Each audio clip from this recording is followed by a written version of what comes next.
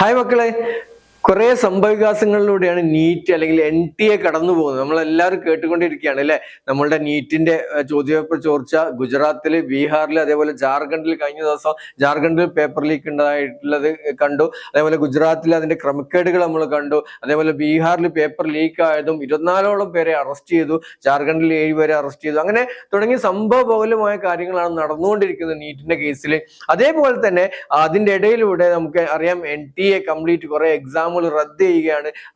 നെറ്റിന്റെ എക്സാം റദ്ദ് ചെയ്തു. അതേപോലെ ഇന്നലെ നീറ്റ് PG എക്സാം റദ്ദ് ചെയ്യുകയുണ്ടായി. അങ്ങനെ തുടങ്ങി നമ്മളുടെ മെയിൻ ആയിട്ടുള്ള എല്ലാ എക്സാമുകളിലും പല രീതിയിലുള്ള ക്രമക്കേടുകളും കാര്യങ്ങളും നടക്കുകയും അതിന്റെ ക്യാൻസലേഷൻ ഒക്കെ വന്നുകൊണ്ടിരിക്കുകയാണ്. പക്ഷെ ഇപ്പോഴും നീറ്റ് എന്ന് പറയുന്ന എക്സാമിനെ കുറിച്ചിട്ട് അതിന് റദ്ദ് ചെയ്യാനോ അല്ലെങ്കിൽ അതിന്റെ ഒരു ഫർദർ എന്താണെന്ന് ഒരു കറക്റ്റ് സൊല്യൂഷനിലേക്ക് എത്താത്തൊരു സാഹചര്യമാണ്.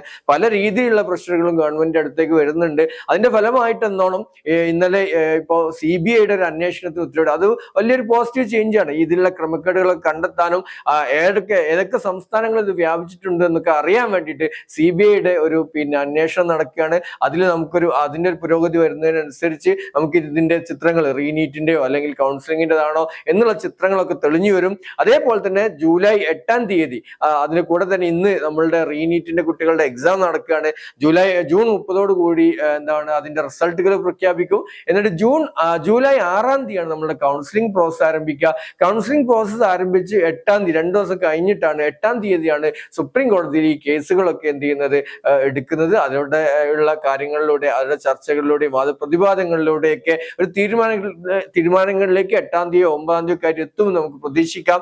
കൂടാതെ നമ്മുടെ കൗൺസിലിംഗ് ആണെങ്കിൽ തന്നെ, അതായത് 6-ാം തീയതി തുടങ്ങിയാൽ തന്നെ അത് തുടങ്ങുമെന്നേ ഉള്ളൂ. ആപ്ലിക്കേഷൻ വിളിച്ചു കഴിഞ്ഞു കഴിഞ്ഞാൽ നമുക്ക് ഒരാഴ്ചയോളം ടൈം ഉണ്ട് ആപ്ലിക്കേഷൻ കൊടുക്കാൻ വേണ്ടിയിട്ട്. ആ സമയത്തിനുള്ളിൽ എന്ത് ചെയ്യും, ഈ ഒരു സുപ്രീം കോടതിയിലുള്ള ഒരു തീരുമാനം വരുമെന്ന് നമുക്ക് പ്രതീക്ഷിക്കാം. അപ്പം വലിയ ആശങ്കകളിലേക്ക് പോകേണ്ട ആവശ്യമില്ല. ഇനി മക്കൾ ചെയ്യേണ്ടത്, നമുക്കറിയാം നിങ്ങൾ ഭയങ്കരമായിട്ടുള്ള പ്രഷർ എന്ന് വെച്ചാൽ ഒരു തീരുമാനമാവാത്തതിന്റെ ഒരു ബുദ്ധിമുട്ട് നിങ്ങളിലൊക്കെ ഉണ്ടെന്ന് നമുക്കറിയാം.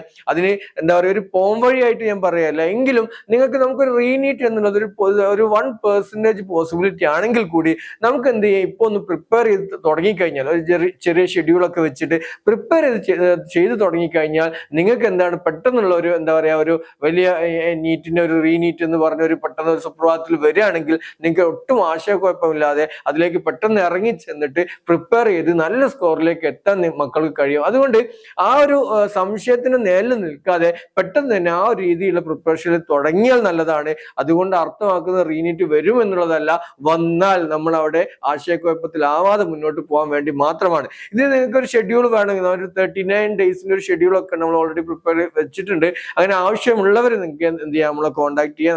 നിങ്ങൾക്ക് എന്ത് ചെയ്യാം, അതിന്റെ PDF അയച്ചൊക്കെ തരാം. അപ്പൊ നിങ്ങൾ ആ രീതിയിലുള്ള ഒരു പോസിറ്റീവ് മെന്റാലിറ്റിയോട് കൂടിയിട്ട് ഈ ഒരു എക്സാമിനെ കാണുക, അല്ലെങ്കിൽ ഈ നീറ്റിന്റെ പ്രോസസ്സുകളെ കാണുക.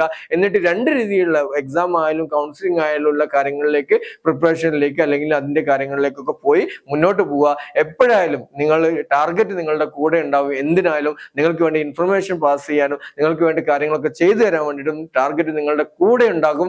അപ്പം എല്ലാവർക്കും ഓൾ ദ ബെസ്റ്റ്.